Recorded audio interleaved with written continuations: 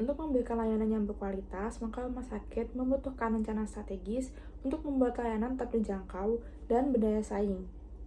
Saya Nabila Puspita, mahasiswi dari Fakultas Kesehatan Masyarakat Universitas Airlangga. Di sini saya akan mempresentasikan mengenai analisis rencana strategis Rumah Sakit Otak Muhammad Hatta Bukit Tinggi tahun 2025 hingga 2029 untuk melihat bagaimana rumah sakit ini merancang langkah-langkah untuk tetap unggul di tengah persaingan dan juga sebagai pemenuhan tugas manajemen strategi di bidang kesehatan.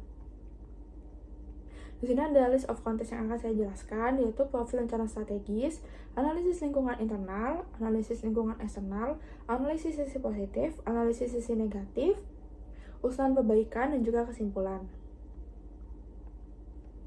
Yang pertama kita akan membahas mengenai profil.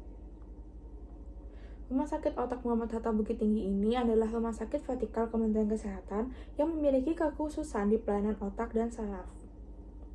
Dan setelah ini disusun sebagai pedoman pengelolaan dan pengembangan rumah sakit selama 5 tahun ke depan dan juga menjadi dasar penyusunan rencana bisnis anggaran tahunan serta evaluasi kinerja. Rumah sakit ini memiliki visi rumah sakit dengan pelayanan otak dan saraf unggulan di level Asia dengan pertumbuhan yang berkelanjutan. Dengan 6 misi utama, yaitu memperbaiki pengalaman pasien melalui peningkatan kualitas pelayanan dan fasilitas pendukung, meningkatkan kualitas pemberi layanan dan produktivitas kerja, menstandarkan mutu layanan klinis, meningkatkan tata kelola melalui digitalisasi layanan, memberikan pengampuan untuk memperkuat jejaring rumah sakit secara nasional, dan juga menyelenggarakan pendidikan, pelatihan, serta penelitian yang berkualitas dan inovatif.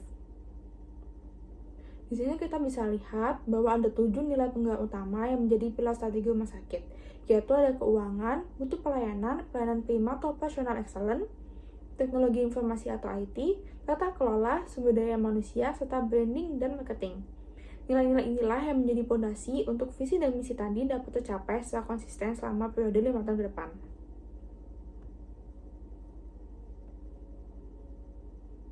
Kita masuk ke analisis lingkungan internal. Di sini ada faktor internalnya, yaitu strength dengan skor 3,85, weakness dengan skor 4,05, opportunity dengan skor 3,4, dan juga threat dengan skor 2,95. Jika kita gabungkan, maka hasil perhitungannya akan menempatkan rumah sakit ini pada kuadran 3 dalam matriks SWOT. Di kuadran 3 ini menunjukkan bahwa masih banyak peluang eksternal, tapi kelemahan internalnya masih perlu dibenahi. Maka dari itu, strategi yang dapat dilakukan, yang pertama dengan penguatan SDM, kedua dengan penataan SDM, dan yang ketiga adalah sistem insentif.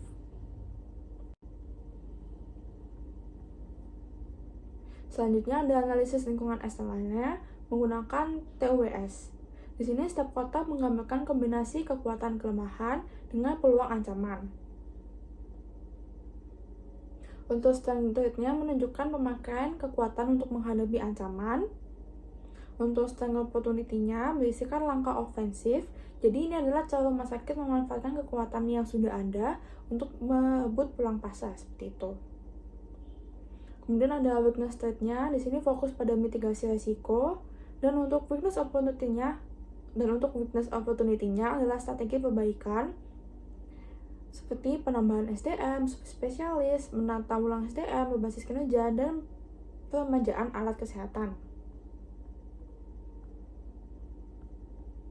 Jadi tabel ini akan menunjukkan bahwa rumah sakit tidak hanya mengenali kondisi real saja, tapi juga sudah merancang aksi konkretnya untuk memanfaatkan peluang dan juga memperbaiki kelemahan dan melindungi diri dari ancaman.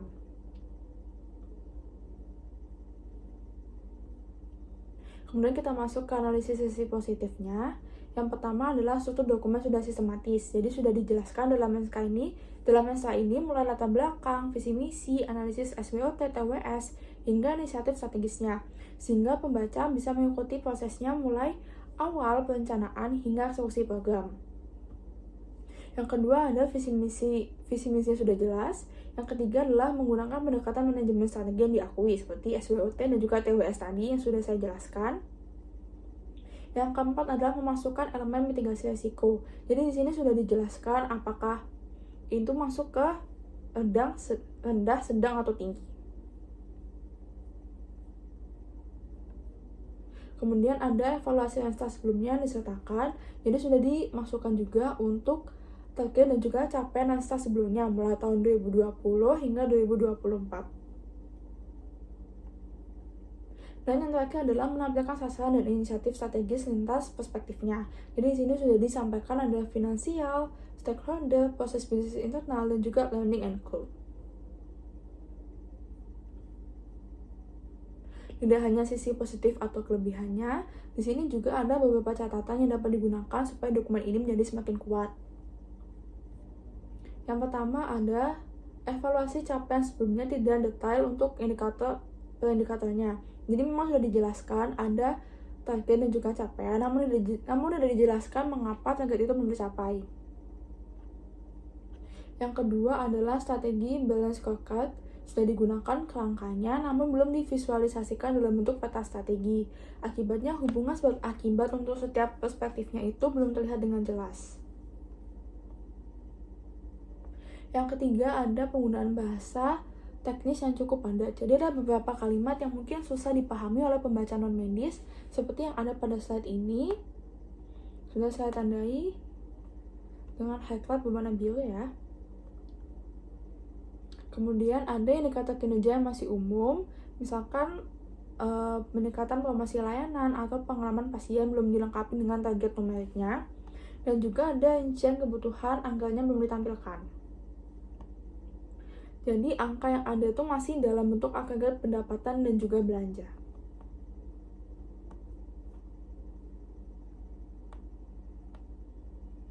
Maka dari itu ada usulan perbaikan yang dapat saya sampaikan untuk memperkuat dokumen ini. Yang pertama adalah evaluasi capaian indikatornya. Jadi bisa menambahkan tabel evaluasi sebelumnya itu apa yang menjadi penyebab belum tercapainya.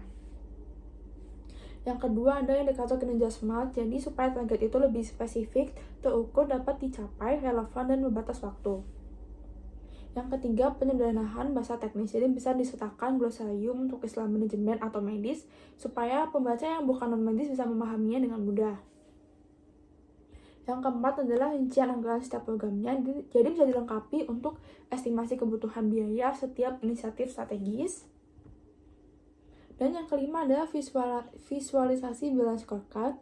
Jadi bisa membuat peta visualisasi yang menampilkan hubungan sebab akibat setiap sasarannya, mulai finansial, stakeholder, proses bisnis internal, maupun learning and growth-nya. Di sini saya menyantumkan salah satu contoh untuk peta strategisnya. Jadi bisa dilihat untuk hubungan sebab akibatnya setiap sasarannya, mulai finansial hingga learning and growth.